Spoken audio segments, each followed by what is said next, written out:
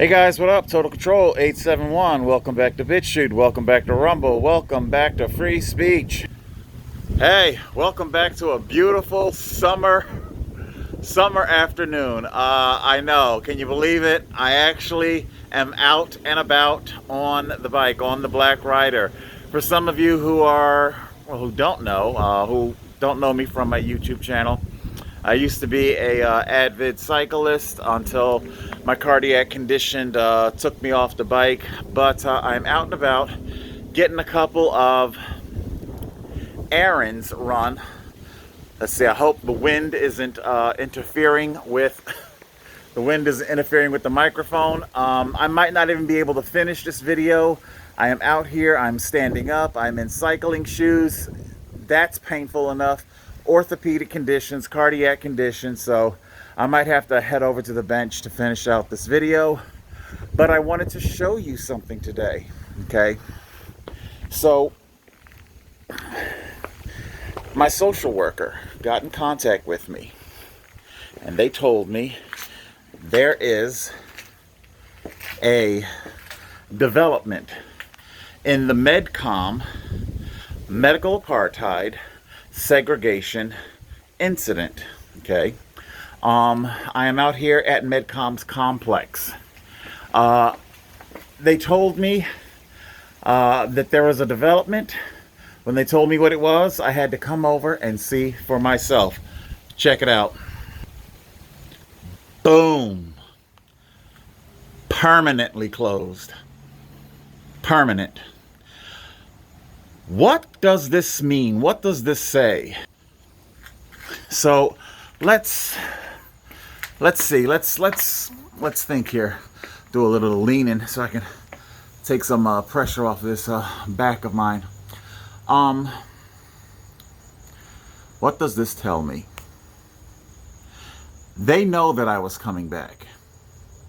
And they also know that they did not have the legal standing to defeat me in court, as I've made several videos pointing out exactly how and why. They did not have the direct threat evidence. They didn't have the concrete direct threat evidence. But you know what?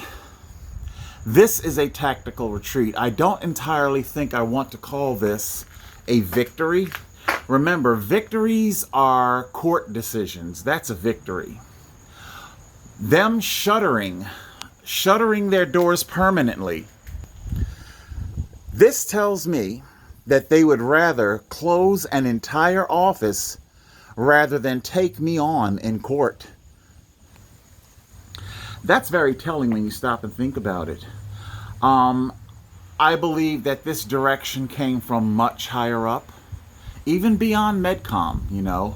I believe I was up till about maybe 3 in the morning reading Medicare law, and it's a very difficult law to read. Chapter 18. It's a difficult law to read. I couldn't make sense of everything of it, but basically because Medcom receives federal funding, like I told them, like I instructed them, you do not have the luxury of turning away a Medicare patient. You receive federal funding, okay? And I'm sorry, you cannot invoke your so-called pandemic, okay, when the president himself is flouting his own mandates, okay? From the president on down. We had governors flouting it, mayors flouting it, Democrats on private jets with tacky-ass domestic beer. You know what I'm saying. If you've been following the news, you know what I'm saying. They didn't have the direct threat. They didn't have the legal standing. Like I pointed out with you in our last episode, talking about New Jersey House Bill 5271, I honestly believe that the deep state, what they're doing, they are sussing out as part of their autopsy as they autopsy the fake pandemic. They're learning what they got right, what they got wrong, and one of the things that I think they're probably figuring out is that they didn't have the legal standing to do all of the things that they wanted to do, which is why House Bill here in New Jersey. House Bill 5271 was drafted up, an extremely draconian bill that would enable law enforcement to hold me prisoner here or at the hospital. Think about that, where I would be held prisoner if you are deemed to be a biological or a medical threat, ridiculous things like that. Despite the fact that, you know, how many hundreds of millions of people have tested positive, yet, you know, they didn't get sick. Or of the few that did, you know, over-the-counter cold medicine handled them just fine. Yeah, so I'm going to round out my thoughts here over on the bench because my back, my everything is basically hurting. Hold on. That is much better. Whew. Okay, so like I was saying, it's very telling. There are certain things that we can surmise. It's not an isolated incident either.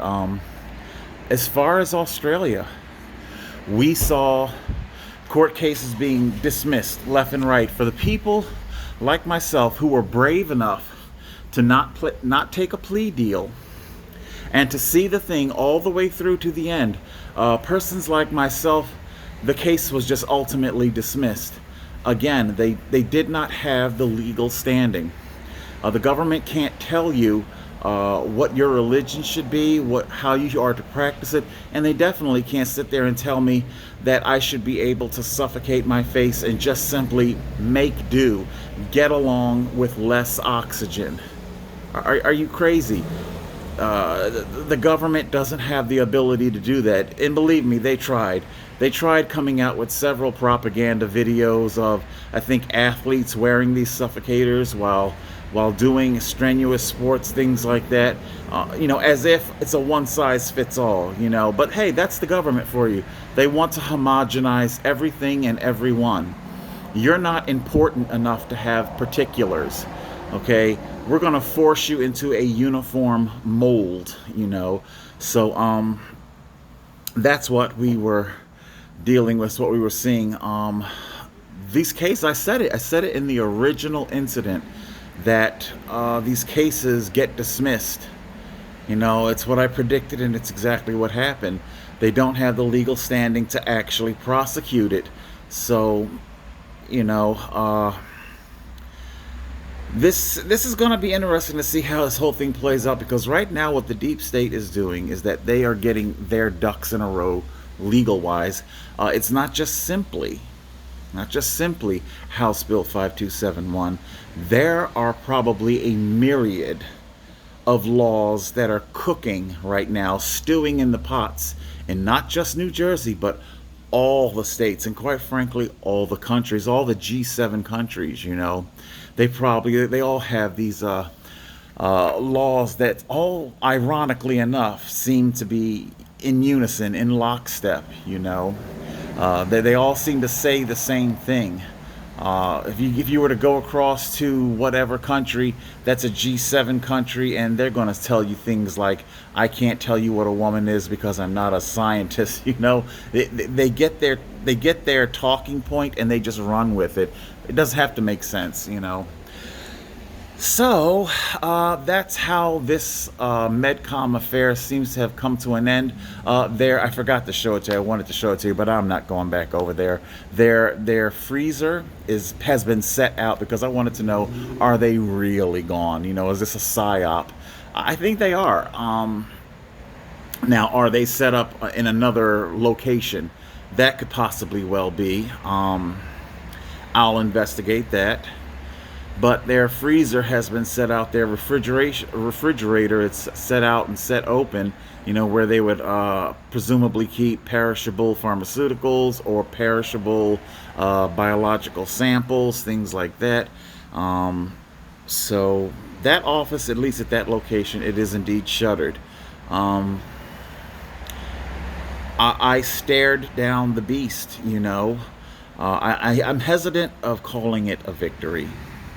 I am. They're just simply trying to get their ducks in a row. get their legislation passed that enable them to come out and arrest you and throw you in a jail for having a dissenting opinion and for having the audacity to insist upon the full scope of your constitutional rights. You know. All right, so that is what has happened here today. I'm gonna sit if I can catch my breath in this shade a little bit, and then I'm gonna make my way home. It's about 4 miles round trip. I just wanted to come out, run a couple of errands. I wish I could ride like I used to. I miss it. I really, really miss it. I tell you, I love this bike so much, and it means the world to me. You guys, for those of you who know my YouTube channel, you know how much I love this bike and how it means the world to me. You know,